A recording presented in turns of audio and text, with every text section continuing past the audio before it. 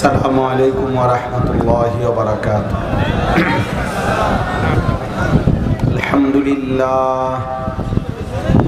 আলহামদুলিল্লাহ নাহমাদুহু ওয়া নাস্তাঈনুহু ওয়া নাস্তাগফিরুহ ওয়া নু'মিনু বিহি ওয়া নাতাওয়াক্কালু আলাইহি ওয়া নাউযু বিল্লাহি মিন শুরুরি আনফুসিনা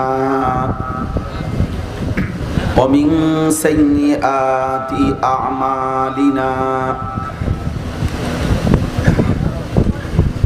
মান ইয়াহদিহিল্লাহু ফালা মুদিল্লা লাহু ওয়া মান ইউদ্লিলহু ফালা হাদিয়া লাহু ওয়া নাশহাদু আন লা ইলাহা ইল্লাল্লাহু ওয়াহদাহু লা শারীকা লাহু ওয়া নাশহাদু আন্না সাইয়্যিদানা ওয়া হাবিবানা ওয়া মাওলানা মুহাম্মাদান আবদুহু ওয়া রাসূলুহু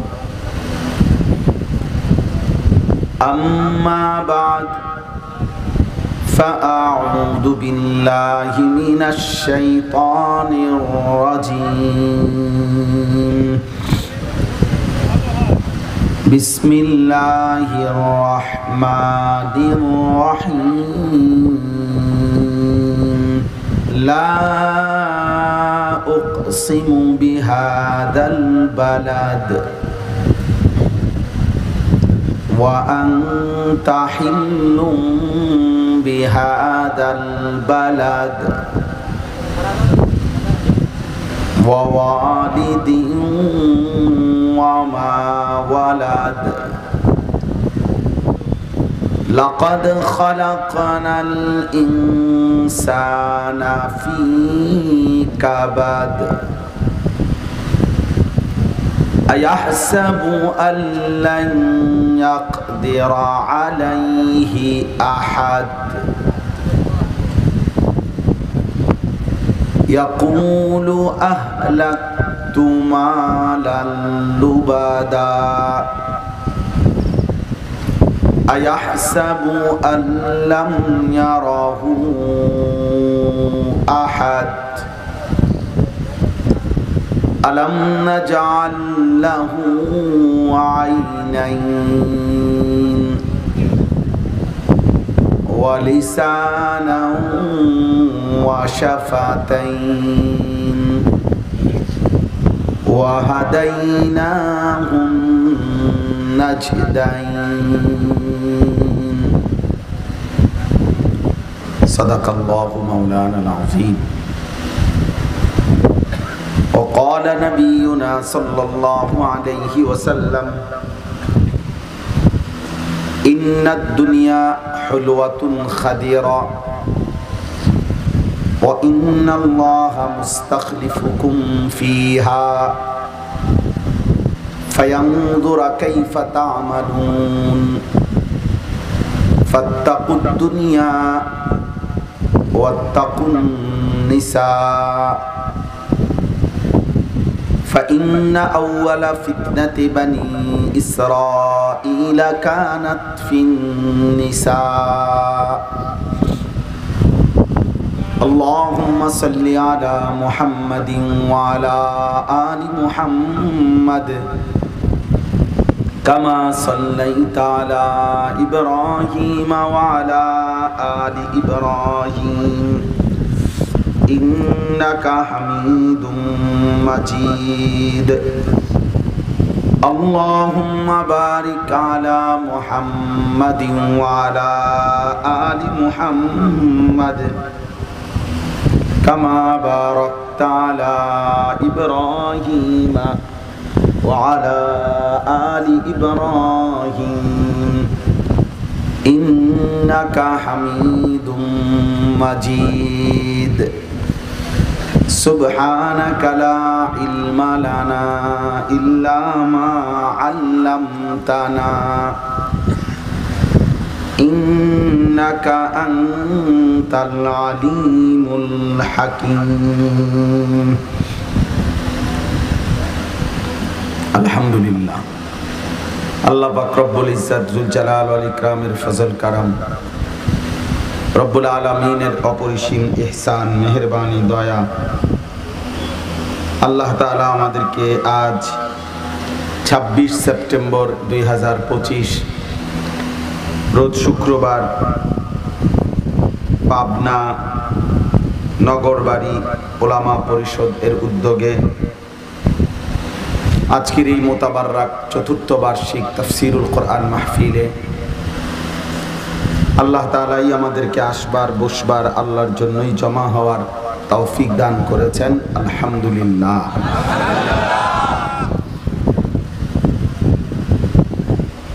সবার কাছে আমার বিনীত অনুরোধ হলো,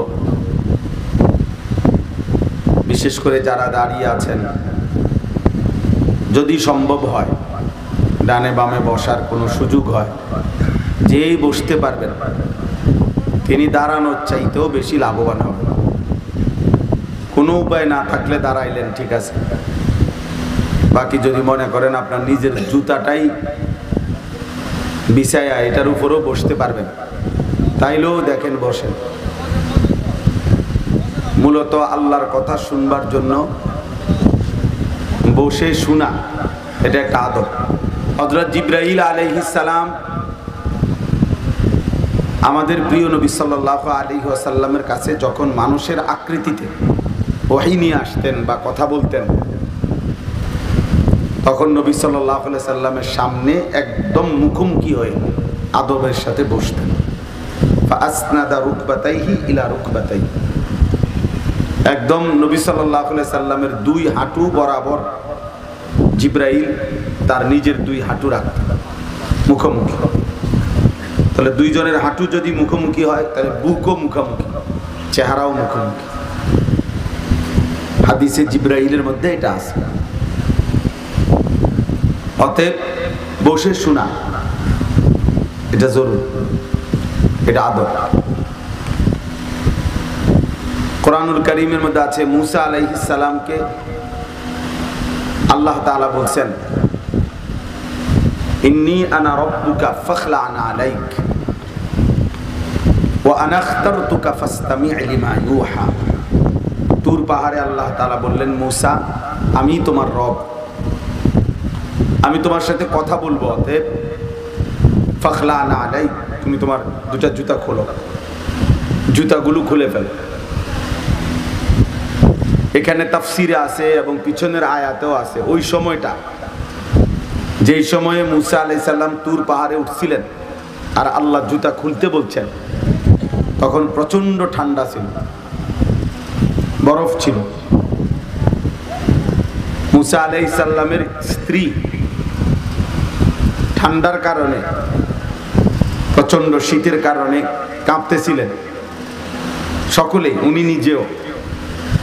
এই কারণে উনি বলছিলেন ওনার স্ত্রীকে যে পাহাড়ের চূড়ায় মনে হচ্ছে আগুন, তুমি একটু অপেক্ষা করো, আমি একটু আগুন এনে তোমার জন্য নিয়ে আসি, যাতে করে আগুনের মধ্যে সেক দিলে শরীরের ঠান্ডাটা কমবে। আগের দিনে গ্রাম অঞ্চলে আগুন পোহাইতো, সেক দিত শীতের মধ্যে। তাইলে বোঝা গেল প্রচন্ড ঠান্ডা ছিল। অথচ তারপরেও আল্লাহ তাআলা মুসা আলাইহিস সালামকে সরাসরি বললেন কোরআনের আয়াত, ফাখলা'ন আলাইক, জুতা খোলো। তার মানে কি, কেন? এটাও তাফসীরের মধ্যে আছে যে আল্লাহর কথা শুনবার আদব জুতা খুলে শোনা, অন্য কোনো কারণ নেই। মুসা আলাইহিস সালামের চাইতে নিঃসন্দেহে ওই তুর পাহাড় মুসা নবীর চাইতে দামি হইতে পারে না। পাহাড় যত দামি হোক, তিনি নবীর চাইতে তো দামি না।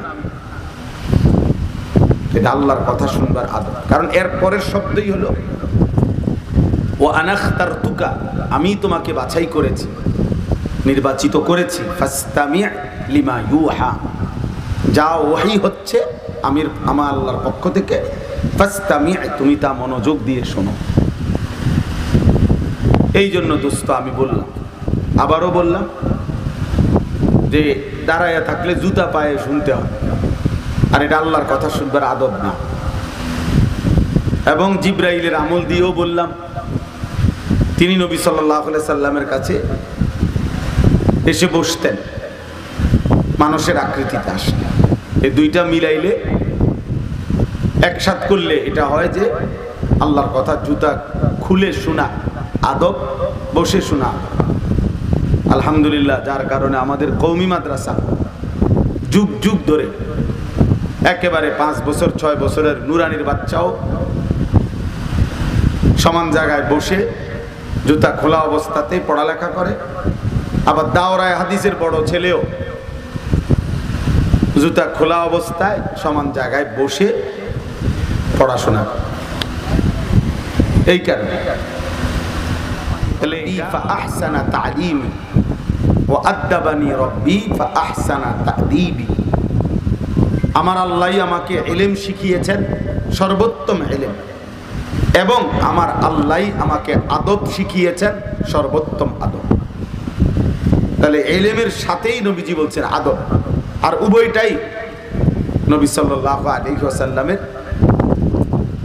ইলম। যেমন আল্লাহ শিখাইছেন বসবে কিভাবে, হাঁটবে কিভাবে, কথা বলবে কিভাবে, উচ্চারণ করবে কিভাবে, সব কিছুর আদব আখলাক আল্লাহ তাআলাই সাজিয়ে দিয়েছে, শিখিয়ে দিয়েছে। এজন্য ইলম আদব দুইটাই জরুরি। আমরা কিতাবের মধ্যে পড়ছি, ইসলামের ইতিহাসে আমাদের হাদিসের যেমন সনদ আছে, ইসলামী আদাবেরও সনদ আছে, আদবেরও সনদ আছে। অর্থাৎ এই আচরণটা এই অবস্থায় এমন কেন করলেন, তো এটা পেছনের দিকে সনদ বলতেন পূর্ববর্তী মুহাদ্দিসিন, যে এভাবেই সাহাবায়ে কেরাম বলছেন, আর সাহাবায়ে কেরাম বর্ণনা করছেন এভাবেই আল্লাহ রাসূল বলছেন, এভাবেই করছেন। তাহলে এই জন্য শুরুতে এটা বলে নিলাম, এটা সব সময় মনে রাখবেন, ইলম এবং আদব একসাথে। এটা আমাদের কোরআন সুন্নাহর ইলমের ক্ষেত্রে চর্চা করা হয়। এই জন্য আলহামদুলিল্লাহ আমরা খেয়াল করি, আমাদের 6 বছরের বাচ্চাও অজু ছাড়া আমরা মাদ্রাসাগুলোতে পড়তে দেই না। টয়লেট পেপার ব্যবহার না করে কোনো বাচ্চা থাকে না, সব বাচ্চাই আলহামদুলিল্লাহ টিস্যু ব্যবহার করে, মিসওয়াক ব্যবহার করে, দস্তরখান ব্যবহার করে। তার মানে আমরা শুধু ইলম শিখাই না, আখলাকও শিখাই, আদবও শিখাই, জিন্দিগিও গড়ে দিই। এজন্য একটা বাচ্চা, ছোট্ট বাচ্চাও বুঝে যে দাঁড়াইয়া পেশাব করা ঠিক না। আলহামদুলিল্লাহ পেশাবও বসে করে, ঢিলাকুলুকও ব্যবহার করে। আর আমরা অনেক দেখছি চোখের সামনে 18 বছরের দামরা খারাইয়া মতে, নিজ প্রতিষ্ঠান, এটা ওর স্কুল, এই স্কুলে পড়ে, এর প্রতিষ্ঠান এটা, এখানে বাউন্ডারি ওয়ালের কোনা দাঁড়ায় দাঁড়ায় পেশাব করে। এটা তো কথা হইতে পারে না, এটা তো আখলাক হইতে পারে না, এটা তো ভদ্রতা হইতে পারে না। এতটুকু ভদ্রতা যদি না শিখে, শিখলো কি? আমি সবার জন্য বললাম না, যারা করে তাদের জন্য। তাইলে এই জন্য বললাম ইলম এবং আদব উভয়টার সমন্বয় কোরআন সুন্নাহর ক্ষেত্রে জরুরি। আল্লাহ তাআলা আমাদেরকে উভয় গুণ দান করেন। 2 নম্বর বিষয় হলো আল্লাহর কথা, কোরআন সুন্নাহর কথা যে যত বেশি মনোযোগ দিয়ে শুনবে, ইনশাআল্লাহ আল্লাহ তাআলা তার জিন্দেগি তত বেশি আমল নসিব হবে, পরিবর্তন হবে। ইলম পূর্ণ হয়। সুফিয়ান ইবনে উয়াইনা রাহমাতুল্লাহি আলাইহি একজন বিশ্ববিখ্যাত ইমাম ছিলেন, মুহাদ্দিস ছিলেন, ফকিহ ছিলেন, ইমামুল জারহ ওয়াত তা'দীল ছিলেন। তিনি বলছেন ইলম পূর্ণ হয় 5টি জিনিস অর্জন হলে। 1 নাম্বার হলো আল ইস্তিমা, মনোযোগ দিয়ে শোনা। 2 নাম্বার হলো আল ফাহমু, বিষয়টা ভালোভাবে বুঝা, আসলে আমি বুঝলাম কিনা। উনি বলছে সরেও, আমনে কোন সরে কি বুঝছে? উনি বলছে ফুল প্যান্ট, আমনে কোন হাফ প্যান্ট। মানে বুঝে নাই ঠিক মতো বুঝা, এটা ইলমের অংশ। 3 নাম্বার হলো সুম্মাল হিফজু, মুখস্থ করা, আত্মস্থ করা, হৃদয়ে বসানো। 4 নাম্বার হলো সুম্মাল আমালু, আমলে পরিণত করা। মুফতি শফি রহমতুল্লাহ আলাইহি বলছেন ইলম তখনই ইলম হয় যখন তা আমলে পরিণত হয়, নয়তো সেটা ইলম হয় না। ইলম হয় না। এমনি অনেক কিছু অনেকে জানে, এটা মালুমাত, কিছু বিষয়ের জানা আছে তা। মনে করেন গত 10 বছরে যে কোনোদিন 5 ওয়াক্ত নামাজ কোনোদিন পড়ে নাই, আপনি এই নাফরমানকেও যদি জিজ্ঞেস করেন যে ভাইয়া বলো তো নামাজ কয় ওয়াক্ত, তো সে বলবে 12 ওয়াক্ত। কয় ওয়াক্ত বলবে? হ্যাঁ, তাহলে এটা হেও জানে, এটা তো সেও জানে নামাজ 5 ওয়াক্ত, কিন্তু এটা ইলম না। এটা কি না? এটা মালুমাত, এর কিছু বিষয় জানে। আজকে 30 বছর ধরে যে সুদ খায়, এই হারামখোরকে জিজ্ঞেস করেন যে বলো তো সুদ খাওয়া কি, তো সে বলবে কি মুস্তাহাব। না না, ওই কি বলবে মনে হয়? হারামই বলবে, হারামই বলবে। তাহলে সে এটা জানে, কিন্তু তার এটা ইলম না, তার এটা মালুমাত, মানে অর্জিত কিছু বিষয় জানে সে এতটুকু, এটা ইলম হয় না। ইলম তখনই ইলম হবে যখন তা আমলে পরিণত হয়। এজন্য উসিকুম ইয়ায়া, আপনাদেরকেও বলছি, আমাকেও বলছি, মৌলভী সাহেবদেরকেও বলছি, পাঞ্জাবিওয়ালা টুপিওয়ালা আপনাদেরকেও বলছি, সবাই মিলে মিশে শুনতেছি। আমাদেরটাও তখনই ইলম হবে, আপনি তখনই আলেম হবেন আপনার ইলম যখন আমলে পরিণত হবে। আমলে পরিণত করার প্রাণান্তকর চেষ্টা থাকবে। চমৎকার উপস্থাপনা, চমৎকার লেকচার, চমৎকার হুঙ্কার, এই কোনোটাই ইলম না, বরং ইলম তখনই ইলম যখন তা আমলে পরিণত হয়, যখন তা আমলে পরিণত হয়। এই জন্য আমাদের জন্য এটা জরুরি, আপনাদের জন্য জরুরি যে আমলে বাস্তবায়ন করা। 5 নাম্বার হলো সুম্মান নাশরু, অন্যের কাছে পৌঁছানো, অন্যের কাছে পৌঁছিয়ে দেওয়া। 1450 বছর ধরে যদি রাসূলুল্লাহ সাল্লাল্লাহু আলাইহি সাল্লাম থেকে সাহাবায়ে কেরাম যেই ইলম শিখছেন, দ্বীন শিখছেন, সেটা যদি কষ্ট করে সারা পৃথিবীময় ওনারা না পৌঁছাইতেন, তো এবং উনাদের পরবর্তীরাও এভাবে বাই সিরিয়াল যদি না বলতেন, না পড়াইতেন, না পৌঁছাইতেন, তো আজকে 100 বছর পরে আমাদের কাছে কোরআন সুন্নাহর ইলম পৌঁছতো না। তাহলে এটা জিম্মাদারি পৌঁছানো। এই 5টা একসাথে হলে ইলম পূর্ণ হয়। মনোযোগ দিয়ে শোনা, বুঝতে চেষ্টা করা, মুখস্থ করা, আমলে পরিণত করা এবং অন্যের কাছে পৌঁছিয়ে দেওয়া। তাইলে বাপ আমার, ভাই আমার, বন্ধু আমার, প্রথম বিষয় এই যে এই আলো, এটা বন্ধ করেন, আলো, এই যে আলোটা বন্ধ করেন।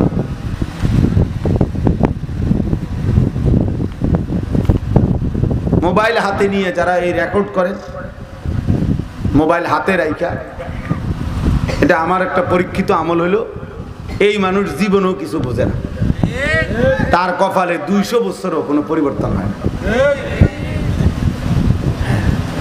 এটা পরীক্ষিত কথা। মোবাইল যে হাতে নিয়ে টিপে, এটারে একবার আপনার সামনে আনে, একবার পিছনে আনে, একবার এদিকে নেয়, একবার এদিকে নেয়, একবার সবাই ঘুরায়, একবার এটা ছোট করে, একবার বড় করে, এই আপনি এই মাতলামি করতে করতে শেষ, আপনি এই কাম করতে করতেই শেষ, আর কিছুই বুঝবেন। মনোবিজ্ঞানের কথা হলো মানুষের অন্তর একই সাথে 2 জিনিস একই মুহূর্তে ভাবতে পারে না, সিস্টেম নাই। একই সাথে মানুষ 2 জিনিস ভাবতে পারে না। অতএব যার দিলের মধ্যে আছে যে আমার মোবাইলটারে সুন্দর করে উড়াইতে হইব, এই মুহূর্তে সে আর নিজের জন্য কিছু বুঝবে না। এটা আসবে ঠিক আছে, ওইটা হবে না। এই জন্য দোস্ত, এটা জরুরি বিষয়। এই প্রতিটা আয়োজনের পিছনে মাওলানা সাহেব ঘোষণা দিতে গিয়ে বলছেন অনেক ফিকির, অনেক ফিকির, অনেক চেষ্টা, অনেক মেহনত, অনেক স্বপ্ন, অনেক আকাঙ্ক্ষা, অনেক প্রতীক্ষা, এরপরে একটা আয়োজন। কাজেই এই আয়োজনে যদি কোনো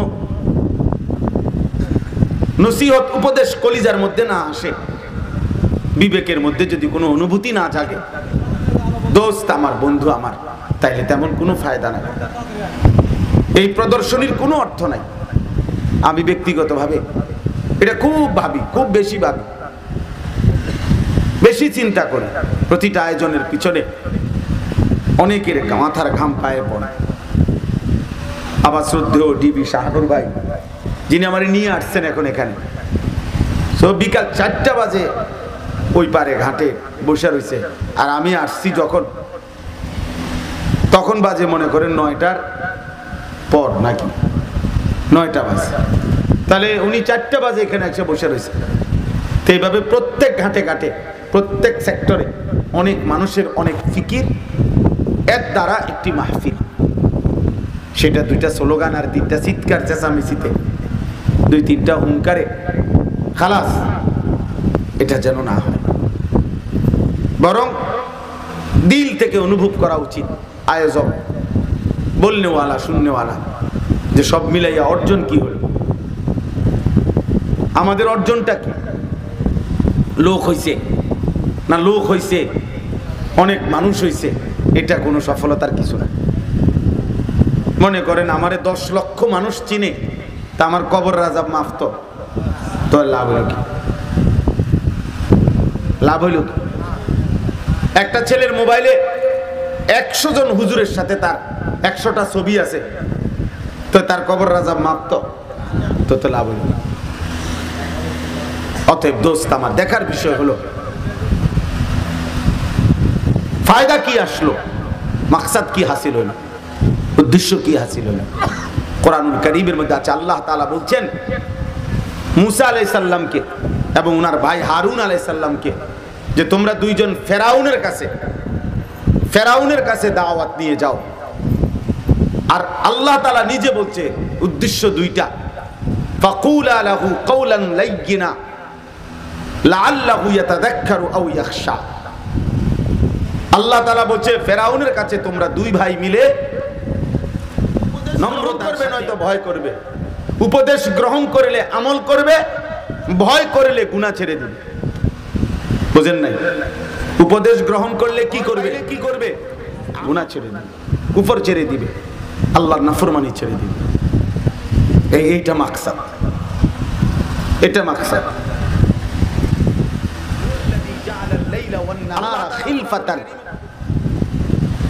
আল্লাহ তাআলা বলেন, আল্লাহই রাত এবং দিন পর্যায়ক্রমে বাই সিরিয়াল, একবার রাত একবার দিন, একবার রাত একবার দিন এনে থাকেন। আল্লাহই বানান পর্যায়ক্রমে, খিলফাতান। কেন? আল্লাহ বলেন রাত আমি কেন আনি? লিমান আরাদা আন ইয়াযাক্কারা আও আরাদা শুকুরা। আমি আল্লাহ তাআলা রাত বানাই, দিন বানাই এই উদ্দেশ্যে, আমার যে বান্দারা আমি আল্লাহর জিকির করতে চায়, আমার ইবাদত করতে চায়, আমার স্মরণ করতে চায়, আমার গোলামি করতে চায়, তাদের জন্য আমি রাত আনি, তাদের জন্য আমি দিন আনি। আমি যদি সূর্য না ডুবাই, আমার বান্দা মাগরিব পড়বে কেমনে? আমি যদি রাত গভীর না করি, আমার বান্দা এশা পড়বে কেমনে? আমি যদি মধ্য রজনী পার না করাই, আমার বান্দা তাহাজ্জুদ কেমনে পড়বে? আমি যদি সকালের সুবহে সাদিক না আনি, আমার বান্দা ফজর পড়বে কেমনে? আলোকিত দিন যদি না হয়, আমার বান্দা জোহর পড়বে কেমনে? আল্লাহ তাআলা বলেন আমার বান্দা যেন ইবাদত করতে পারে, আমাকে স্মরণ করতে পারে, আমার গোলামি করতে পারে, আও আরাদা শুকুরা, অথবা যারা যারা চায় আমার দেওয়া নেয়ামত ভোগ করে আমার শুকর আদায় করবে, আমি আল্লাহ সেই কৃতজ্ঞ বান্দাদের জন্য দিন আনি, রাত আনি। আমার স্মরণকারী বন্দিগিওয়ালা বান্দাদের জন্য আমি রাত আনি, দিন আনি। এজন্য দোস্ত, কোনো বাটপার সিটারের জন্য, কোনো সুদখোর ঘুষখোরের জন্য, কোন হারামখোর জিনাখোর ব্যভিচারীর জন্য, কোন লম্পট জিনাকারী ব্যভিচারী তোর জন্য রাত আসে না। সারা দিন সুদের ব্যবসা করে হারামখোর তোর জন্য দিন আসে না। আল্লাহর গোলামি করা বান্দাদের জন্য রাত হয়, দিন হয়। মনে রাখো। হ্যাঁ, হিফজখানার ওই বাচ্চা সবক শোনাবে রাত্রে, এজন্য রাত হয়, এজন্য রাত হয়। লক্ষ বান্দা তাহাজ্জুদের সেজদায় চোখের পানি ফেলবে, এজন্য রাত গভীর হয়। কোন বাটপার সিটারের জন্য। অনেক সিটার বাটপার জেনারেল অনেক আছে এরকম ভদ্রলোক, শুদ্ধ শুদ্ধ কথা বলে। হুজুরদেরকে দিয়ে হচ্ছে কি, মাদ্রাসাগুলো দিয়ে হচ্ছে কি, এই মোল্লা মুন্সি দিয়া হচ্ছেটা কি, পৃথিবীর উন্নয়ন অগ্রগতি? আমি বলি স্পষ্ট নাফরমান। এই মোল্লাগুলো দিয়ে আল্লাহর কোরআন পড়ে সারাদিনে মাদ্রাসায় 5 ওয়াক্ত নামাজ, পৃথিবীর একমাত্র জায়গা যেখানে সারা বছর সমান তালে 5 ওয়াক্ত নামাজ ছোট বড় সকলে জামাতের সাথে পড়ে। তো এই মাদ্রাসাগুলো এই কোরআন পড়নেওয়ালাদের বরকতে তোমার মতো পণ্ডিত, তোমার মতো বুদ্ধিজীবী তোমরা রিজিক পেয়ে থাকো, তোমরা সূর্যের আলো আর চাঁদের আলো পেয়ে থাকো। এটা বোঝা উচিত, এটা বোঝা উচিত। অতএব দোস্ত আমার, বন্ধু আমার, এটা বোঝা উচিত ভাইয়া। প্রতিটা জুমার বয়ান থেকে শুক্রবারে জুমার নামাজে ইমাম সাহেব যে বয়ান করে, এখান থেকে আমি আপনি ভাবা উচিত আমি কি নিলাম, কি বুঝলাম। সুম্মাল ফাহম, মনোযোগ দিয়ে শুনে বুঝা দরকার আমি বুঝলাম কি। সাহাবায়ে কেরাম না বুঝলে ইয়াদা করতেন, আবার বলতেন ইয়া রাসূলুল্লাহ আইদ, ইয়া রাসূলুল্লাহ আবার বলেন, আবার বলেন, আবার বলেন, বুঝি নাই নবী। নবীজি আবার বলতেন। এবং নবীজি নিজের থেকেও হাদিসের মধ্যে আছে আআদাহা সালাসান। নবীজি সাল্লাল্লাহু আলাইহি সাল্লাম অনেক কথা প্রয়োজনের জন্য, গুরুত্বের জন্য 3 বার বলতেন, রিপিট করতেন, দোহরাইতেন। তাহলে মাকসাদ কি? যেন উম্মত বোঝে, উম্মতের কলিজায় যেন ঢোকে। আল্লাহ নবী সাল্লাল্লাহু আলাইহি সাল্লাম, সাহাবী বলেন নবীজি একটি কথা বলতেই ছিলেন ফামা জালা ইউকাররিরুহা কুলনা লাইতা, এমনকি আমরা সাহাবারা বলতেছিলাম আহারে নবীজির তো কষ্ট হচ্ছে, যদি তিনি থামতেন আমরা তো বুঝছি। সাহাবাদের মায়া লাগতেছিল যে হায় রাসূল তো এতবার বলতেছেন যে তার তো কষ্ট হইতেছে। তো মাকসাদ কি? উম্মতের কলিজা যেন ঢোকে। এই জন্য বাপ, আমি আজকের জন্য বলছি না, আমার ওয়াজটার জন্য না, আপনাদের কাছে আমার অনুরোধ, আপনারা উলামায়ে কেরাম, স্থানীয় উলামায়ে কেরাম প্রত্যেকের জনপ্রিয়তা, এটা একটা ধোঁকা, এটা ধোঁকা বন্ধু, এটা ধোঁকা। সবাই চিনলে উনি সফল, সবাই না চিনলে উনি ব্যর্থ। খোদার কসম এ কথা কোরআন সুন্নাতে নাই, এ কথা কোরআন সুন্নাতে নাই। কোরআনুল কারীমের মধ্যে 25 জন নবী এবং রাসূলের নাম আছে। তো নবী রাসূল মোট 25 জন, কথা বলেন না কেন? তো বাকিদের যে নাম নাই ওনারা ব্যর্থ? তাইলে পুরা কোরআনুল কারীমের মধ্যে শুধুমাত্র একজন সাহাবীর নাম আছে, যায়েদ রাদিয়াল্লাহু তাআলা, যায়েদ ইবনে হারিসা, যায়েদ, এই উনার নামে শুধু আছে ফালাম্মা কাদা যাইদুম মিনহা ওয়াতারান।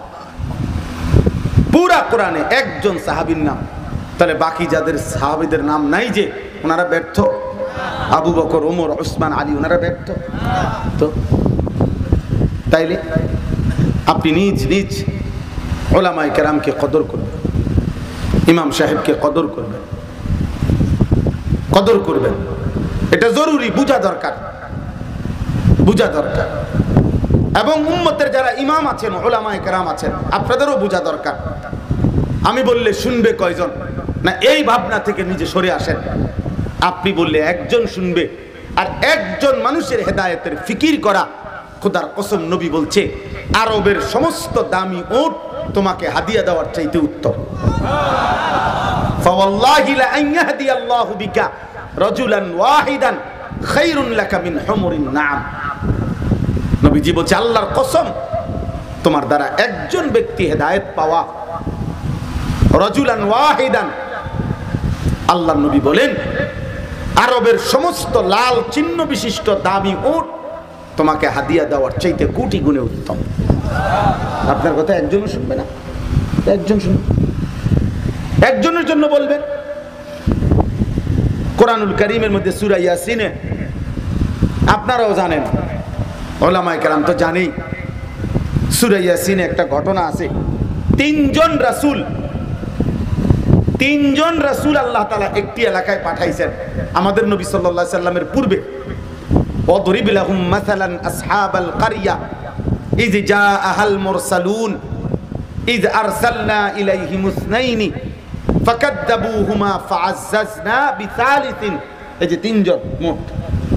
ফাকালু ইন্না ইলাইকুম মুরসালুন। তিনজন রাসূল আল্লাহ তাআলা একটি এলাকায়, সারা দেশে না, সারা দুনিয়া মিলায় না, একটি নির্ধারিত এলাকার শহরে আল্লাহ তাআলা তিনজন রাসূলকে বলছে তোমরা দিবানিশি কালেমার দাওয়াত দাও। ওনারা আল্লাহর হুকুমে দিবানিশি কালেমার দাওয়াত দিয়েছেন। খোদার কসম কোরআনে আছে তিনজন রাসূলের দাওয়াতের বিনিময়ে ঈমানদার হয়েছেন শুধুই একজন, শুধুই একজন, শুধু একজন, একজন না। ওয়াজাআ মিন আকসাল মাদিনাতি রাজুলুন। এই কয়জন? এবারে তো শুধু ঈমানদার, আর কেউ ঈমানদার হয় না ওই জনগোষ্ঠী। তাহলে বলেন এই হাবিবে নাজ্জার নামে যে এক লোক, ওই একজন। তাহলে তিনজন রাসূলের দাওয়াতে সির্ফ একজন ঈমানদার হয়েছে, তো ওনারা ব্যর্থ।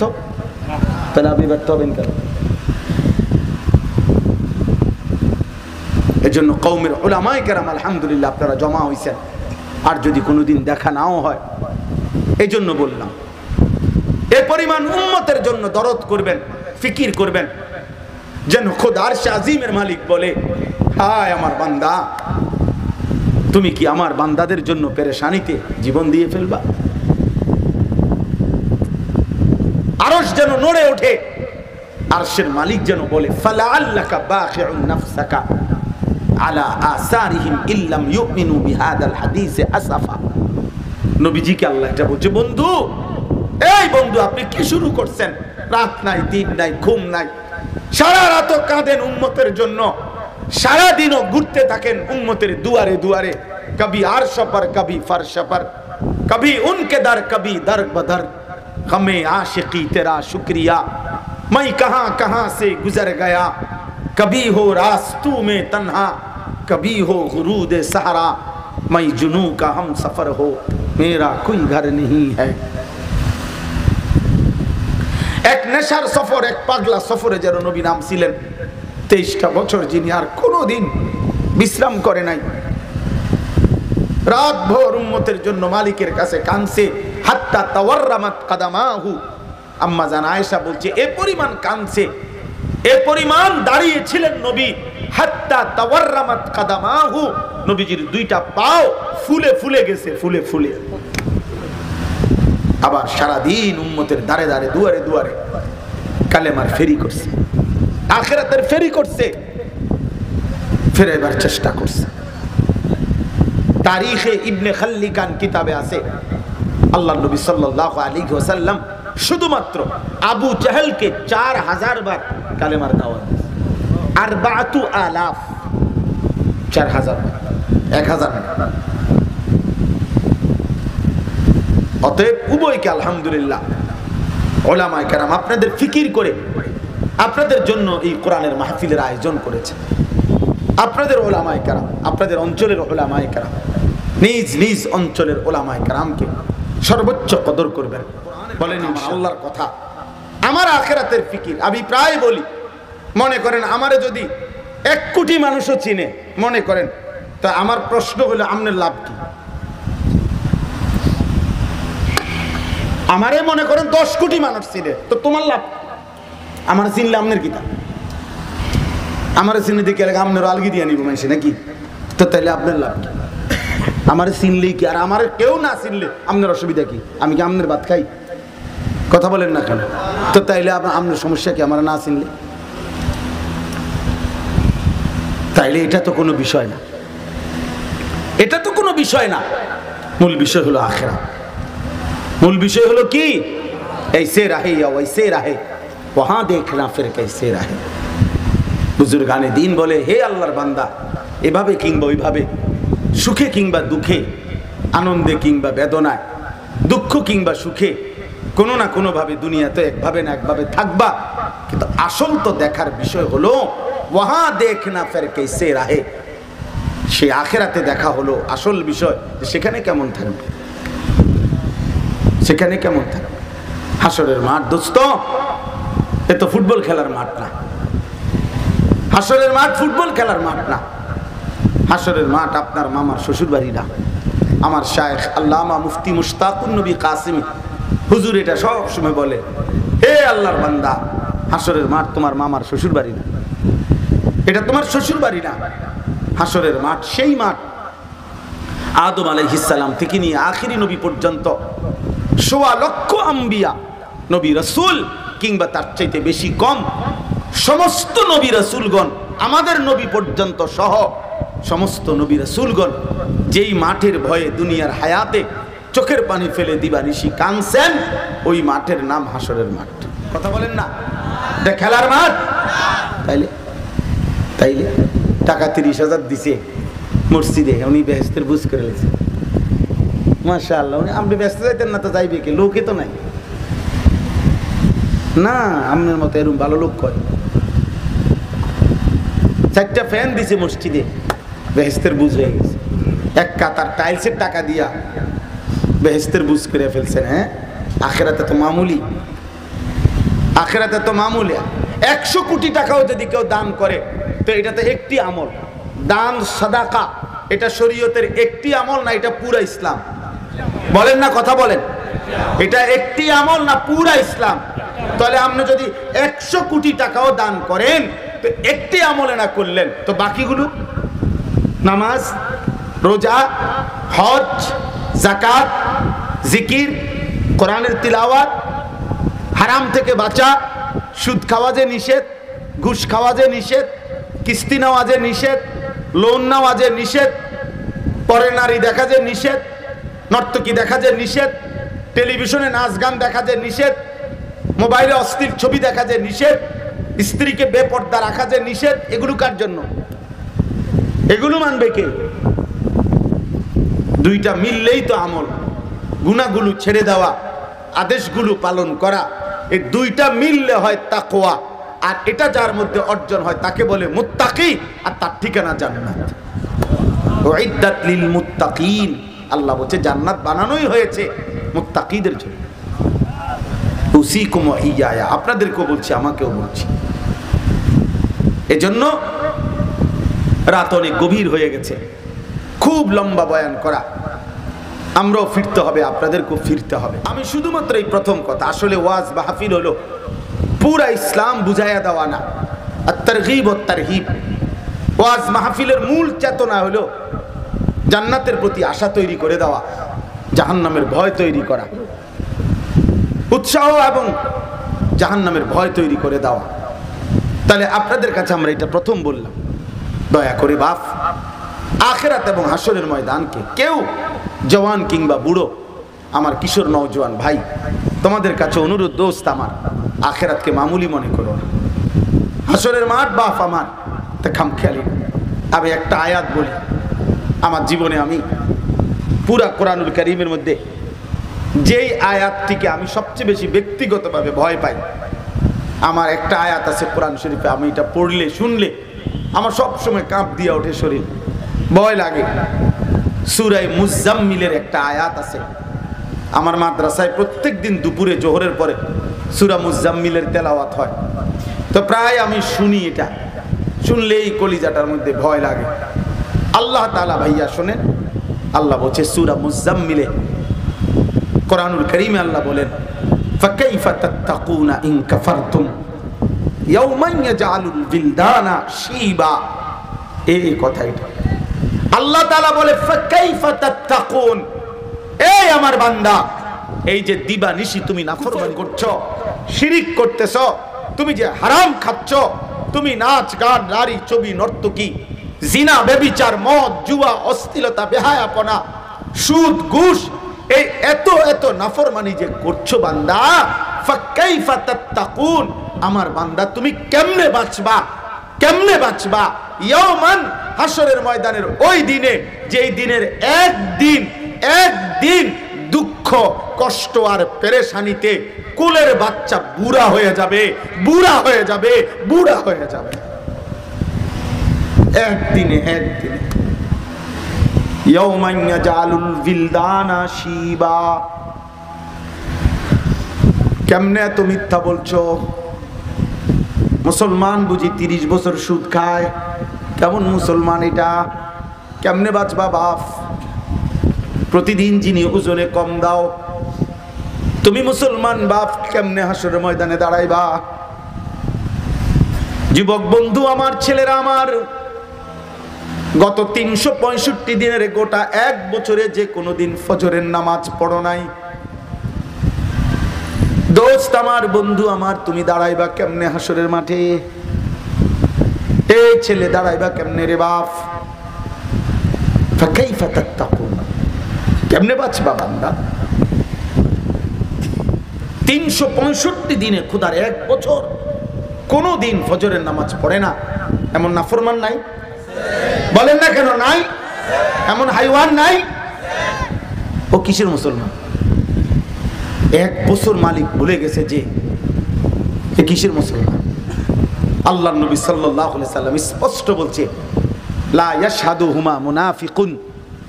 নবীজি বলছে এশার নামাজ এবং ফজরের নামাজের জামাতে উপস্থিত হয় না কে? নবী বলছে মুনাফিক, মুনাফিক, মুনাফিক, মুনাফিক। এই বাপ, সারাদিন কামাই করেন, রোজগারি করেন, 2টা পয়সা উপার্জন করেন, কিন্তু ভোরবেলা ফজরের নামাজ পড়েন না যারা, আল্লাহর নবী বলছে তুমি মুনাফিক, মুনাফিক, মুনাফিক। হযরত আব্দুল্লাহ ইবনে ওমর বলছেন, নবী সাল্লাল্লাহু আলাইহি সাল্লামের জামানায় আমরা ফজরের অনুপস্থিত দেখে মুনাফিক চিনতাম, মুনাফিক চিনতাম। হাদিসে স্পষ্ট আছে, আমার কাছে কিতাব আছে, হাদিসে স্পষ্ট আছে, আল্লাহর নবী সাল্লাল্লাহু আলাইহি সাল্লাম কারো ঈমানের ব্যাপারে সন্দেহ করিলে, লোকটা মুখে কালেমা পড়ছে কিন্তু নবী যদি ভাবতেন যে পূর্ণ দিল দিয়ে ঈমান আনলো কিনা নাকি মুনাফিকি করছে, খোদার কসম কিতাবে আছে, সাহাবারা বর্ণনা করছেন, নবীজি তাকে ফজরের নামাজে তালাশ করতেন। ফজরের নামাজে যদি 2 দিন 3 দিন অনুপস্থিত দেখতেন, তাই তো নবী বলতেন এটা মুনাফিকি। এজন্য আব্দুল্লাহ ইবনে মাসউদ রাদিয়াল্লাহু তাআলা আনহু বলছেন, বিখ্যাত সাহাবী, তিনি বলছেন নবীজির জামানায় চিহ্নিত মুনাফিক যারা, মানে বাস্তবিকেই যারা মুনাফিক, যারা একেবারে সবাই জানতো মুনাফিক, খোদার কসম তিনি বলেন ওই চিহ্নিত মুনাফিকরাও ফজরের নামাজে উপস্থিত থাকতো। কারণ নবী যদি ডাক দেয়, হাজিরে ডাকে, নবীজি যদি জিজ্ঞাসা করে তো ধরা খেয়ে নেবে। এই জন্য চিহ্নিত মুনাফিকরাও ফজরের নামাজে উপস্থিত হতো। আজকে বলেন বলেন দোস্ত আমার, এই বিপুল পরিমাণ আল্লাহর বান্দা ফজরের নামাজ যারা পড়েন না, ছেলেরা বাবা তোমরা যারা পড়ো না, আল্লাহর কসম স্লোগান দিয়া দোস্ত, ইমানের চূড়ান্ত বিজয় আসবে না, কালেমার চূড়ান্ত বিজয় আসবে না, ইয়াহুদিদের পতন হবে না, পৃথিবীব্যাপী ইসলামের পতাকা উঠবে না। আমার কাছে কিতাব আছে আরবি এর মোটা, আযমু শাবাবিন ফিল ইসলাম, ইসলামের মধ্যে সর্বোৎকৃষ্ট যুব সমাজ, ওই কিতাবের মধ্যে আছে। ইয়াহুদিদের তাওরাত কিতাবের মধ্যে লেখা আছে, তাওরাতের বর্ণনা হলো ইয়াহুদিদের বিশ্বাস মুসলমানদের ওই জামাত, ইয়াহুদিদের চূড়ান্ত পতন হবে। খোদার কসম কিতাবে লিখছে, আল্লাযীনা কানু ফি সালাতিল ফজরি কাসালাতিল জুমআ, মুসলমানের যেই জামাত জুমার নামাজ ওই পরিমাণ, ফজরের নামাজ যেই পরিমাণ, ফজরের নামাজে ওই পরিমাণ, জুমার নামাজে যেই পরিমাণ, মুসলমানের যেই জামাত জুমা এবং ফজর বরাবর করবে, তাদের হাতে ইয়াহুদিদের শেষ ব্যক্তিটারও পরাজয় হবে। এখন বলেন আমাদের জুমা আর ফজর বরাবর? বলে না কেন? অর্ধেক, 4 ভাগের 1 ভাগ। আমার ওলামায়ে কেরাম হাত জোর করে আমি বলি আরো বহু মেহনত বাকি, আরো বহু মেহনত।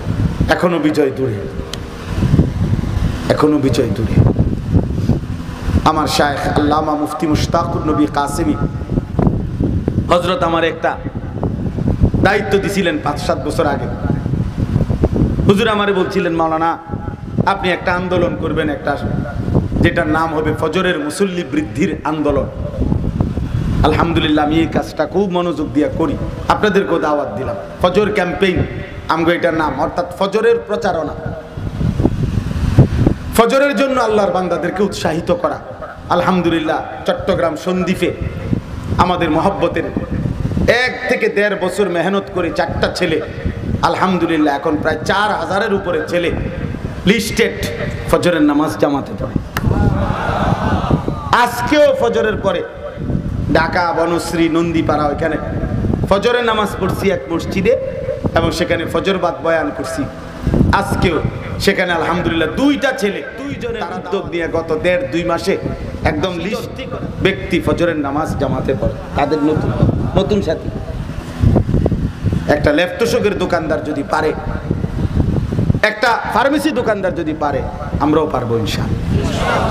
ফজরের মুসল্লি বাড়াইতে হবে। ফজরের নামাজ বিজয়ের নামাজ, ফজরের নামাজ বিজয়ের নামাজ।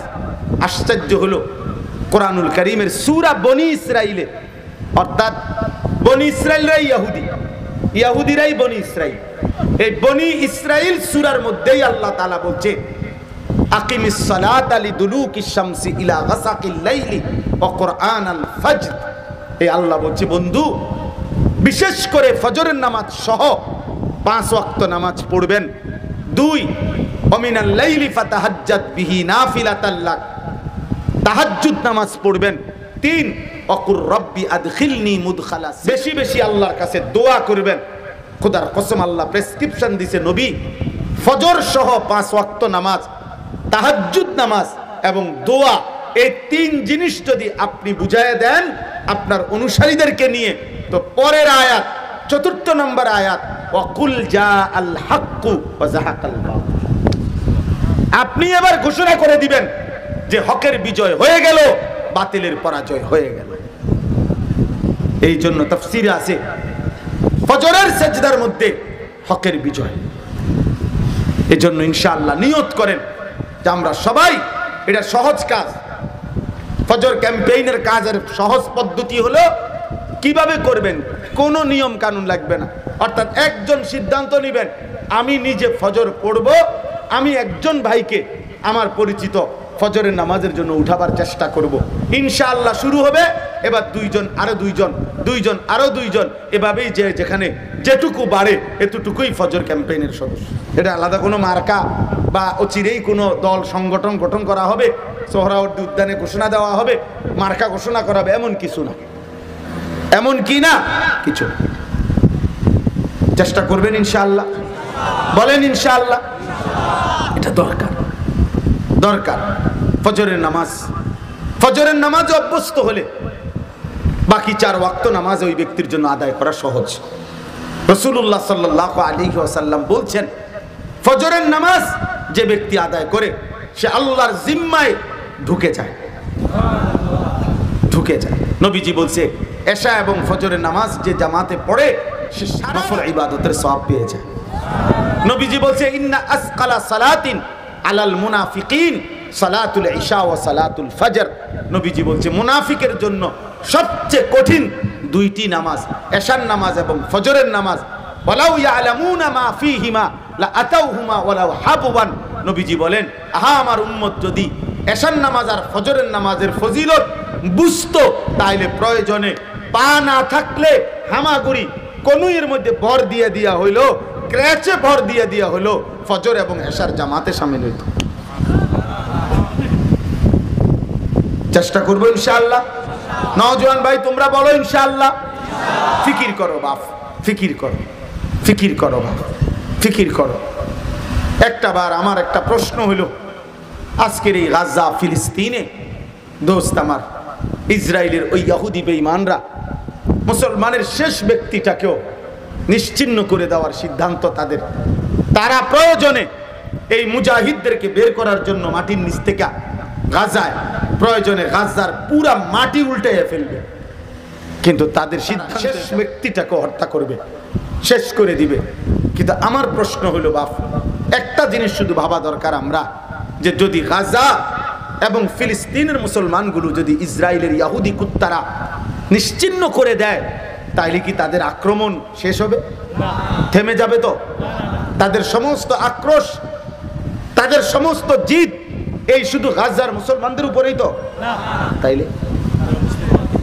তাইলে বন্ধু, তাইলে আমার যে নওজোয়ান দিনের পর দিন, রাতের পর রাত এক ওয়াক্ত নামাজ না পড়ে, রাত নাই দিন নাই, মোবাইলে নারী দেখে, ছবি দেখে, অস্থির দৃশ্য দেখে, এই রং তামাশায়, চুলের ফ্যাশন আর জামার ফ্যাশনে, বন্ধুদের আড্ডায় জীবনটা শেষ করে দিচ্ছে, পরে কে বুঝাবে যে পরবর্তী আক্রমণ তোমার জন্য অপেক্ষা করছে,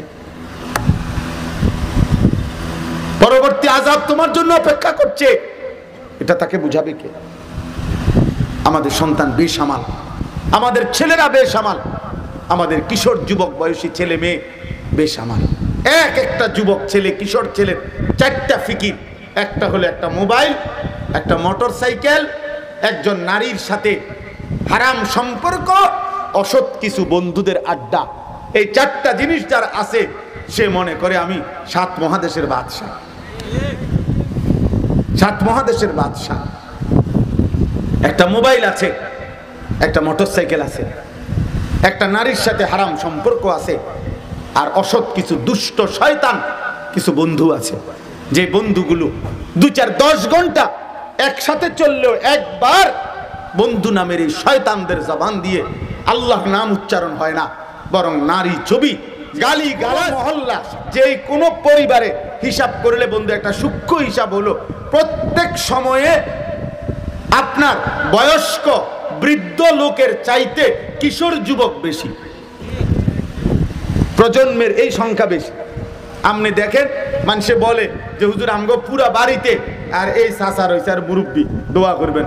এই দাদা আর একজন মুরব্বী, তাহলে চাচা মাত্র একজন, দাদা মাত্র একজন, কিন্তু এখন 17, 18, 20, 22 বছরের এই বাড়িতে ছেলে পেলে আছে 27-28 জন। বোঝেন নাই আমার কথাটা? তাহলে কি বোঝা গেল? কিশোর যুবক বেশি, কিশোর যুবক বেশি।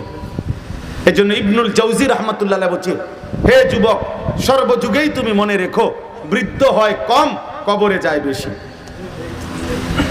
বুঝেন নাই? বৃদ্ধ হয় কি কম, কবরে যায় বেশি। কবরে এর আগেই জায়গা বেশি, কারণ নাই তো যদি একই সময়ে কিশোর নওজোয়ান হইল 25 জন, তো বুড়া মানুষ তো থাকার কথা কমপক্ষে 17-18 জন, কারণ এরাই তো কিছুদিন আগে কিশোর যুবক ছিল, গত 30 বছর আগে ওনারা ছিল না, তো ওনারা তো ওইখান থেকে পার হয়ে আইছে এখানে, তাহলে ওনারা বুঝতে গেল পার হয়ে আসতে আসতে পরবর্তী 30 বছরের ব্যবধানে চলে গেছে বেশি, কবরে বাইচা রয়েছে অল্প, বেঁচে আছে অল্প। অতএব আমার জিন্দিগির একটা মেহনত, আমি এটা ওই জন্য বললাম যে আমি কিশোর নওজোয়ানের পরিবর্তন চাই, ফেরাইতে চাই, রাত দিন এটা বলতে চাই। কারণ আশ-শাবাবু হুম আসাবুল উম্মাহ, আরবি ভাষায় বলা হয় যুবক হচ্ছে কোন জাতির মেরুদণ্ড। আসাব মেরুদণ্ড, মেরুদণ্ড এই আমাদের পুরা শরীরের ভর, আমরা যে বসে আছি আমাদের পুরা শরীরের ভরটা ধরে আছে আমাদের এই মেরুদণ্ড। মেরুদণ্ডের হাড় এটা যদি ভাঙ্গা যায়, ক্ষতিগ্রস্ত হয়, তাহলে এরকম বসে থাকা সম্ভব? এই জাতি স্থির আছে নওজোয়ানদের বরকতে। এরা যদি নষ্ট হয়ে যায়, চরিত্রহীন হয়ে যায়, সংখ্যাগরিষ্ঠ ছেলে মেয়ে যদি নারী, জুয়া, মদ, নেশা, গাঁজা, ফেন্সিডিল, ইয়াবা, হারামের মধ্যে ডুবে যায়, সংখ্যাগরিষ্ঠ যুব সমাজ যদি ফজরের নামাজ না পড়ে, 5 ওয়াক্ত নামাজ না পড়ে, তো কালেমার বিজয়, ইসলামের বিজয় আরো অনেক দূরে, আরো অনেক দূরে। অতএব আজকে আবারও আপনাদেরকে অনুরোধ করলাম, আলহামদুলিল্লাহ আপনাদের সমস্ত ওলামায়ে কেরাম এখানে বসা আছে, আপনারা সবাই মিলে ওলামায়ে কেরামকে কদর করে, ওলামায়ে কেরামের সাথে সম্পর্ক করে, পরিবার নিজেদের ছেলে মেয়ে পরিবারকে আরো কিভাবে দ্বীনমুখী করা যায়, আল্লাহমুখী করা যায়, নামাজওয়ালা সেজদাওয়ালা বানানো যায়, এটার জন্য আরো আন্তরিক সর্বাত্মক চেষ্টা করবেন। বলেন ইনশাআল্লাহ, বলেন ইনশাআল্লাহ। আমার বাপ গাফলতি করেন না। বাবাদেরকে বলি, আমার আব্বা এই গাফলতি করেন না যে শুধুমাত্র একজন বয়স্ক মুরব্বী। আমার দেশের মানুষ অধিকাংশ মুসলমান আজকে হিসাব দেয়, হুজুর 3 ছেলে বিদেশ পাঠাইছি, 4টা মেয়ে বিয়ে দিছি, একখান 10 শতক জমি কিনছি, বাজারে একটা দোকান দিছি, একখান ঘর করছি, 4টা রুম, 2টা বাথরুম, আল্লাহর রহমতে বাথরুমগুলোও টাইলস লাগাইছি, ঘরে ফ্রিজ কিনছি, সোফা বানাইছি, 4টা খাট বানাইছি, 2টা আলমারি বানাইছি, আল্লাহর রহমতে 4 কাপ নুনের বাড়ি, কাপ পিরিস, কিচ্ছু আর বাকি নাই হুজুর। আল্লাহর রহমতে জিফুতের আর কিচ্ছু কিনুন লাগতো না, সব গুছাইয়া আল্লাহর রহমতে আপনাকে দোয়ায় মিলাইয়া দিছে। মানে উনি তৃপ্ত, উনি খুশি, ওনার দুনিয়ায় আসার উদ্দেশ্য হাসিল হয়ে গেছে। উনি দুনিয়াতে আল্লাহ ওনারে পাঠাইছিলই 3 ফুট বিদেশ পাঠাইবার লাগিয়া, আল্লাহর রহমতে পাঠাইছে। ওনারে দুনিয়ায় পাঠানোই হয়েছিল, 4টা মাইয়া বিয়ে দিত, 4 মাইয়া বিয়ে দিছে। ওনারে দুনিয়ায় পাঠাইছিল টাইলসওয়ালা একটা ঘর এবং বাথরুম টাইলস। আল্লাহর রহমতে, আল্লাহর দয়ায় ওনার পূর্বপুরুষ পেশাব করছে মাটিতে, উনি এখন আল্লাহু আকবার। আল্লাহ, কত বড় সৌভাগ্য, কত বড় কপাল, ছান কপাল, ছান কপাল। উনি টাইলসে মুতে, কত বড় নিয়ামত। পান খায়, বন খায়, চা খায়, চা দোকানে বসে বসে গপ মারে, লম্বা লম্বা কথা কয়, আর কিছু নাই কাজ, খালাস। এক মুসলমানের জিন্দিগির মাকসাদ এটাই না? কথা বলেন না, এই বাপ বলেন না, এটাই কথা ছিল। আপনার ছেলের নামাজ, ছেলের বউদের পর্দা, মেয়েদের পর্দা, ছেলে মেয়ে সবাই আল্লাহর কোরআন পড়তে পারে তো? সবাই নামাজ পড়ে তো? এগুলোর হিসাব দিবে কে? এগুলোর হিসাব দিবে কে? এগুলো আল্লাহর কাছে জবাবদিহি করতে হবে। এটা আপনি শুনেন নাই?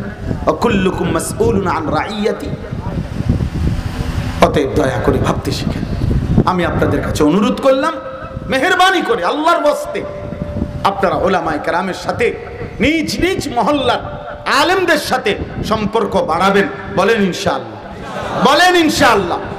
আপনার মসজিদের ইমামকে কদর করেন। আমার খুলনার হযরত আরিফ বিল্লাহ হযরত মাওলানা মুফতি নুরুল আমিন সাহেব হযরত সবসময় বলে, প্রত্যেক মসজিদের ইমাম নিঃসন্দেহে আল্লাহওয়ালা, আল্লাহওয়ালা, মুত্তাকি ইমাম হলেই তিনি আল্লাহওয়ালা, তিনি বুজুর্গ। হযরত বলেন, কোন মসজিদের মুসল্লিরা কোন আল্লাহওয়ালা মুত্তাকি ইমাম যদি হয়, তার হাতেই উচিত, তার হাতেই তাকে পীর মাইনা, তার হাতে বায়াত করা, কারণ ইনি আমার ইমাম। হাদিসের মধ্যে আছে, নবী সাল্লাল্লাহু আলাইহি সাল্লাম বলেছেন, আল ইমামু জামিন, ইমাম হলো জামিন। জামিন কি আপনি বলেন, আপনারাই বুঝবেন। ওই যে অ্যাডভোকেট আসামিরে জামিন করায়, করায় কি না বলেন? এটার মানে কি? মানে হলো এই আদালত এই অ্যাডভোকেট সাহেবকে বুঝাইছে যে এই আসামি, আপনি জামিন হলেন, মানে উনার নাম লেখা থাকে, অর্থাৎ এই লোকের দায়িত্ব আপনি নিলেন। এ যদি ভাগ্যে যায় অথবা হাজিরা না দেয় কোর্টে, তাহলে আপনি তারে আনবেন, আপনি তার কি হইলেন? জামিন হইলেন। এটারে কয় জামিন। তো ঠিক আল্লাহর নবী সাল্লাল্লাহু আলাইহি সাল্লাম বলেন, আল ইমামু জামিন, ইমাম সাহেব হচ্ছে গোটা মহল্লাবাসীর জামিন। অর্থাৎ ইমাম সাহেব যেন আল্লাহ পাকের কাছে বলছে, মাওলা, আমার এই মুসল্লিগুলার ঈমান, ইসলাম, আখিরাত, ওযু, গোসল, নামাজ, রোজা, বন্দেগী, পাক নাফাক, হালাল হারামের সমস্ত দায়িত্ব আমি আঞ্জাম দেব ইনশাআল্লাহ। আখিরাতের পথ, জান্নাতের রাস্তা আমি তাদেরকে দেখায় দেব ইনশাআল্লাহ। আমি দায়িত্ব নিলাম, আমি জামিন। ইমামকে আল্লাহ তাআলা এই ফজিলত দান করেছেন। নবীজি সাল্লাল্লাহু আলাইহি সাল্লাম বলছেন, আল্লাহুম্মা আরশিদিল আইম্মা, আয় আল্লাহ, ইমামকে আপনি সৎপথ, হেদায়েতের পথ দেখান। তাহলে এটা শুধু বক্তার জন্য বলে না, ইমাম সাহেবের জন্য বলছে।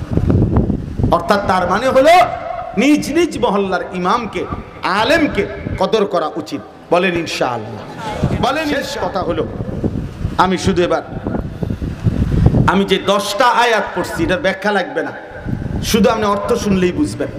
আমি শুধু এবার 10 আয়াতের তর্জমা শুনাই। কোরআনুল কারীমের 30 নম্বর পারা, 90 নম্বর সূরা, সূরা বালাদ, এই সূরার 10টি আয়াত আমি পড়ছি। পুরা সূরার মধ্যে 20টা আয়াত, আমি মোট 10টা আয়াত পড়ছি। প্রথম ছোট্ট ছোট্ট আয়াত, আপনি শুধু একটু মনোযোগ দিয়ে শুনেন, এই আর 5-7 মিনিটের মধ্যে শেষ ইনশাআল্লাহ। আল্লাহ তাআলা বলেন, লা উকসিমু বিহাদাল বালাদ, হে নবী আমি আল্লাহ কসম করতেছি এই মক্কা নগরীর। কোন নগরীর? তো নবীজি যেন জিজ্ঞেস করছে, মাওলা মক্কা নগরীর কসম কেন করলেন? তা আল্লাহ বলেন, ওয়া আনতা হিল্লুম বিহাদাল বালাদ, কারণ আপনি যেই শহরে থাকেন। সুবহানাল্লাহ। আল্লাহ যেন বলে, বন্ধু যে মাটিতে আপনি থাকেন, যে আলো বাতাসে আপনি বেড়ে উঠছেন, আমি আপনাকে যেমন ভালোবাসি, আপনার সাথে সংশ্লিষ্ট জাররা জাররা বিন্দু বিন্দুকেও আমি আল্লাহ ভালোবাসি, আপনার সব কিছুকে আমি ভালোবাসি। এজন্য সুন্নাতের চাইতে দামি কোনো নিয়ামত নাই। নবী সাল্লাল্লাহু আলাইহি সাল্লামের সৌন্দর্যের চাইতে বড় কোনো সৌন্দর্য কারো কাছে নাই। নবী সাল্লাল্লাহু আলাইহি সাল্লামের পছন্দের চাইতে সুন্দর কোনো পছন্দ কারো কাছে নাই, ছিলও না, কোনোদিন হবেও না। আমাদের উচিত আল্লাহ নবী সাল্লাল্লাহু আলাইহি সাল্লামের সুন্নাতকে আঁকড়িয়ে ধরা। আল্লাহ তৌফিক দান করেন। 3 নাম্বার আল্লাহ বলেন, ওয়ালিদি ওয়া মা ওয়ালাদ, আমি বন্ধু কসম করতেছি আদমের এবং কসম করছি আদমের সন্তানদের। এই 3টা কসম আল্লাহ বলেন, আমি কসম করছি মক্কা নগরীর। 2, আমি কসম করতেছি আদম আলাইহিস সালাম। 3, আমি কসম করছি আদমের সন্তানদের। এই 3টি কসম করে আল্লাহ তাআলা বলেন, লাকাদ খালাকনাল ইনসানা ফি কাবাদ। ভাইয়া এই কথাটা শুধু একটু কষ্ট করছেন, একটু মনোযোগ দিয়ে খেয়াল করেন। আল্লাহ বলে, 3টা কসম করে বললাম বান্দা, আমি না একটার পর একটা কষ্টের ধাপ অতিক্রম করে আমি মানুষকে সৃষ্টি করেছি। আল্লাহ যেন আমারে মনে করাই দিছে এটা। আল্লাহ যেন আমারে বলছে, আনিস শোনো, তোমার কথা তুমি মনে করো তো, তুমি জানো তুমি কেমন ছিলা, আমি তোমারে কেমনে বানাইছি। তো আল্লাহ যেন আমারে বলতেছে, আনিস আমি কসম করে বলতেছি তুমি মাটির অস্তিত্বে ছিলা। নির্দিষ্ট সময় পরে আমি আল্লাহ তাআলা ফল ফুল থেকে নির্দিষ্ট পরিমাণ খাবার তোমার বাবার মুখে লোকমা হিসাবে আমি পৌঁছাইছি। সেই বাবার ফোঁটা বীর্য আমি আল্লাহ তাআলা তোমার বাবার দেহে তৈরি করেছি। নির্দিষ্ট সময় পরে স্বামী স্ত্রীর মিলনের মাধ্যমে একদিন আমি আল্লাহ তোমার বাবার থেকে সেই বীর্যের ফোঁটা তোমার মায়ের জরায়ুতে আমি নিয়েছি, পৌঁছিয়েছি। এরপরে আল্লাহ বলেন, সেই মায়ের জরায়ুতে 1 ফোঁটা নাপাক বীর্যের উপরে আমার বান্দা 1 দিন না 2 দিন না 9 মাস আমি লাগাতার কাউকে না জানিয়ে, কোনো শব্দ ছাড়া, আওয়াজ ছাড়া, আলো ছাড়া, অন্ধকারের ভিতরে আমি রব আমার নিজ কুদরতি হাতে, খালাকতুহু বিয়াদিয়া, আমার কুদরতি হাতে এই সামান্য নাপাক ফোঁটা বীর্যের মধ্যে চোখ, নাক, কান, হাত, পাও, গোশত দিয়ে এমন সুন্দর একটা দেহ সাজাইছি। একদিন আমি মালিক সুম্মা সাবিলা ইয়াসসারা, আমি আল্লাহ একদিন মায়ের পেট থেকে সব সাজিয়ে তোমাকে রূহ ফুঁকে দিয়ে আমি পৃথিবীর আলোতে বের করে এনেছি। 2 বছর একটানা দাঁতবিহীন এক দুর্বল মুখে মায়ের বুকের স্তনে দুধ দিয়ে আমি তোমারে দুধ পান করাইছি। 2 বছর পরে পরিমাণ মতো সামান্য সামান্য খাবার দিয়ে দিয়ে আমি তোমার এই ছোট্ট দুর্বল হাত পাগুলোতে একটু একটু করে শক্তি দিয়ে ধীরে ধীরে ধীরে ধীরে ধীরে ধীরে পরিমিত মাত্রায় খাদ্য খাবারের মাধ্যম দিয়ে শক্তি সঞ্চার করে আমি আল্লাহ এই লম্বা ধাপ অতিক্রম করে আমি তো তোমাকে সৃষ্টি করেছি। আজ সেই তুমি আমারে চেনো না। আজ 16 বছর বয়সে যখন হাত পা শরীর পূর্ণ সুস্থ, শক্ত সামর্থ্য, এখন সারাটা দিন চলে গেছে, ফজর, জোহর, আসর, মাগরিব, এশা, 1 ওয়াক্ত নামাজের একটা সেজদাও দিলা না। এমন মালিকরে মানুষ ভুলে যায়, এমন রবকে ভুলে যায় মানুষ। 365 দিনে 1 বছর কোনোদিন ফজরের নামাজ পড়লা না। আমি কি ফজরের নামাজ ফরজ করি নাই? আল্লাহ কি ফজরের নামাজ ফরজ করে নাই? কথা বলেন না কেন? কি জবাব দিবেন বাপ? এইটা আল্লাহ জানতে চাইছে। বান্দা বলো, আমি তো একটার পর একটা কষ্টের ধাপ অতিক্রম করে সৃষ্টি করেছিলাম, সেই তুমি আমার এমন ভুলা কেমনে বললাম? মা গাররাকা বিরাব্বিকাল কারীম। আল্লাহ বলে, এই বান্দা, এই মানুষ, আমার মতো এমন দয়ালু মেহেরবান রবকে কেমনে রে ভুলে গেলি? কে তোকে ধোঁকা দিল রে বান্দা? এমন মালিক কেমনে ভুলে গেল? এই জন্য দোস্ত, নওজোয়ান বাপ, উপার্জনকারী যারা আছেন, যাই করেন মিয়া, আল্লাহকে ভুলে যাওয়া ঠিক না। একটা অটো চালায়, এক ওয়াক্ত নামাজের টাইম নাই। একটা সিএনজি চালায়, সামান্য কয়টা বস্তা এদিক সেদিক করে, সামান্য কিছু কাজ করে। এই কাজটুকু করতে দিন শেষে 500 টাকা, 5000 টাকা, 1000 টাকা, এইটুকুর জন্য হায় নাফরমান, আল্লাহকে একটা সেজদাও দিলা না। এত বড় নাফরমান মুসলমানের বাচ্চা কেমনে মুসলমান কেমনে? আল্লাহ আমাদেরকে মাফ করে দেন, আল্লাহ আমাদেরকে বুঝ দান করেন। আল্লাহ এরপরে বলছে, আয়াহসাবু আল্লান ইয়াকদিরা আলাইহি আহাদ। আল্লাহ বলে, বান্দা, এই যে নাফরমানি করছো, আল্লাহ জিজ্ঞেস করছে, এই বলো না, আমার বান্দাকে জিজ্ঞেস করো, সে কি ভেবেছে তার উপরে কারো কোনো শক্তি নাই? বলেন না, কারো শক্তি নাই? কে? ইয়াকুলু আহলাকতু মালাল লুবাদা। আল্লাহ বলে, দেখো, আমার নাফরমান বান্দা প্রতিনিয়ত বলে, আমি দুনিয়া টিকে থাকবার জন্য অনেক সম্পদ খরচ করেছি, বাড়ি করেছি, গাড়ি করেছি, 3 লাখ টাকা দিয়ে গেট বানাইছি, চারিদিকে বাউন্ডারি দেওয়াল দিছি, সিসি ক্যামেরা লাগায়া রাখছি। হ্যাঁ, আমি অনেক সম্পদ খরচ করে দুনিয়ায় বেঁচে থাকার নিরাপত্তার ব্যবস্থা করেছি। আল্লাহ বলে, আয়াহসাবু আল্লাম ইয়ারাহু আহাদ। সে কি জানে না যে তাকে কেউ দেখে? বলেন না, কেউ দেখে? কেউ দেখে আমাদেরকে? কে? কেউ শক্তি রাখে আমাদের উপরে? আল্লাহ বলেন, যদি তুমি এটা বুঝেই থাকো, তো আমার সাথে নাফরমানি করছো। গাদ্দারিটা কার লগে করতে আসো? সুদ খাও, এই সুদখোর, কার সাথে গাদ্দারি করছো? আরে হারামখোর, কার সাথে গাদ্দারি? 30 বছর ধরে যিনি ওজনে কম দেন, এই নাফরমান বাবা, কার সাথে তেড়ামি করতেছে?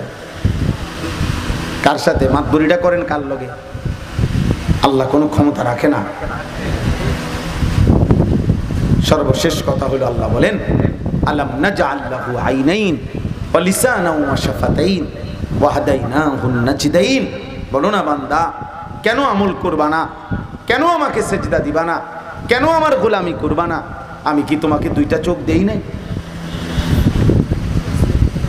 ওয়া লিসানান, আমি কি একটা জিহ্বা দেই নাই? ওয়া শাফাতাইন, আমি কি 2টা ঠোঁট দেই নাই? ওয়া হাদাইনাহুন নাজদাইন, আমি কি তোমাকে চলার রাস্তা, আমি কি তোমাকে সত্য মিথ্যা, হক না হক, হালাল হারাম, জায়েজ না জায়েজ, করণীয় বর্জনীয়, কোনটা করবা কোনটা ছাড়বা, আমি কি সেই পথ বলে দেই নাই? তো কি সমস্যা? এই শেষ। অতএব আজকে শেষ কথা এটা, আমার বাপ, এত বড় মহান আল্লাহর নাফরমানি করা উচিত না। আপনারা যারা কর্ম করেন, মেহনত করেন, ভাইয়া, এইটুকু কর্ম আর মেহনতে আল্লাহকে ভুলে যাওয়া ঠিক না। আল্লাহর ওয়াদা আছে হাদিসে কুদসিতে, আল্লাহ বলছে, আমার যে বান্দা নিজের ব্যস্ততার ভিতর দিয়া আমার ইবাদতের জন্য সময় না দেয়, সেজদা দিতে টাইম নাই, নামাজ পড়তে টাইম নাই, খোদার কসম আল্লাহ বলছে, আমি তারে 2টা শাস্তি দেব। এক, মালা তুইয়া দেখা শুগলান, আল্লাহ বলছে, আমি তোর হাত মানে তোর শরীর কাজেই ব্যস্ত রাখবো, অবসর তোমাকে দেব না, অবসর দেব না, গাম ভাইয়া ভাইয়া পড়বে। আমার একদিন একজন বলছে, দোকানদার, হুজুর, কাস্টমারের এমন চাপ, মাঝে মধ্যে 40 মিনিটও পেশাব ধরে রাখি, পেশাবে ধরলে 40 মিনিটও যাই না। আল্লাহ যেন পর্যন্ত আটকাই নিলাম। টিফিন গাড়ির বাড়িতে করে খানা দিয়ে গেছি, দুপুরে আসরের পরে খানা খায়, সময় নাই। অর্থাৎ আল্লাহ বলছে, নাফরমান, আমার নামাজের টাইম মিলে নাই তো ঠিক আছে, তুই তো কাজই চাচ্ছ, কাজ কর, তোর শরীরে যতক্ষণ কুলায় কাম কর, অবসর দেব না তোমারে। তবে ওয়ালাম আসুদ্দা ফাকরাকা, দ্বিতীয় শাস্তি হলো অভাব দারিদ্রতা কখনোই দূর করব না। এই জন্য কামাই হলো 90,000, কিস্তি চলে 4টা। কিস্তি কয়টা? 4টা। কামাই হলো 1.5 লাখ, কিস্তি চলে 6টা। কিস্তি তো লাভ হইল কি? লাভ হইল কি? আল্লাহ এই জন্য বলছে, আমার ইবাদত, আমার নামাজ, আমার বন্দিগির জন্য সময় দিও, আমি তোমাকে মালাতু সাদরাকা গিনান, আমি তোমার অন্তর বাদশা বানিয়ে দেব। ধনী বানিয়ে দেব, ওয়া আসুদ্দু ফাকরাকা, অভাব দূর করে দেব। অর্থাৎ হালালের মাধ্যমে যেটুকু দেব এটুকু দ্বারা দুনিয়ার প্রয়োজন পূরণ করে দেব। কেউ 300 টাকা নিয়ে তার সংসারের বাজার মাছ তরকারি হয়তো কিনে ফেলছে, আরেকজন 30,000 টাকা নিয়ে হয়তো 28,000 টাকা দিয়ে ওই মাছে কিনা লাইছে, এবার আর তরকারির টাকা নেই। টাকা তো ছিল 30,000, কিন্তু অভাব মেটে নাই। ওই বেচারার হালালের হয়তো 300 টাকা, কিন্তু তার প্রয়োজন মিটে গেছে, কিস্তি লাগে না।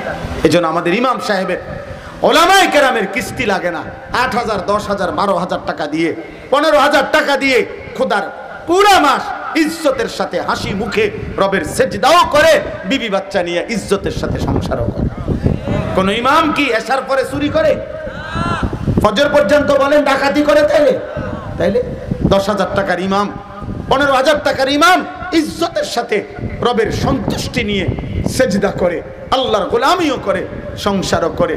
একবার একজন ইমাম সাহেব কুমিল্লায় আমার একদিন বলছিল, 26 বছর হুজুর, উনি বলছিলেন হুজুর আমি 26 বছর এই মসজিদে ইমামতি করি। একটু বয়স্ক মানুষ, উনি আমারে বলছে হুজুর আমার জীবনে আমি কত স্বপ্ন ছিল, কত বাচ্চাদের কত আদর আহ্লাদ, কত কিছু জীবনে পূরণ করতে পারি নাই। অল্প কয়টা টাকা বেতন পাই, কিন্তু মালিকের ঘর ছাড়ি নাই। আজকে 26 বছর হুজুর এই মসজিদে ইমামতি করি। তো উনি আমার একটা প্রশ্ন করছিল যে হুজুর আমি যে এই কষ্ট স্বীকার করলাম, বিবি বাচ্চার কত আশা আকাঙ্ক্ষা পূরণ করতে পারলাম না, আমারে আল্লাহ কিছু দিবনি। আমি তখন জড়ায়া ধরে ওনারে কাঁদছিলাম। আমি বলছি মাওলানা সাহেব চোখ বন্ধ করলেই দেখবেন আপনি বাদশাহ,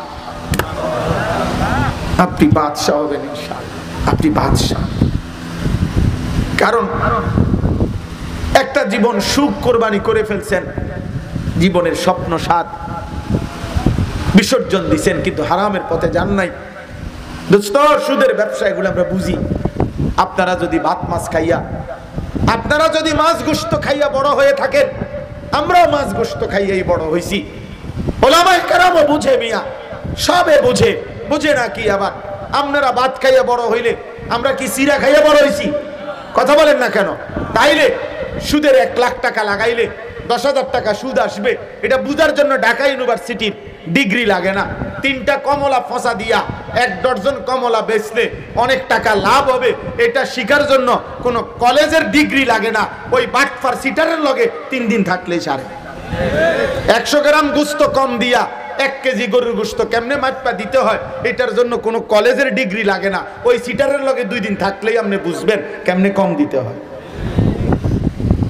আমি সবার জন্য বলি না, যে অপরাধ করে তাকে বলছি।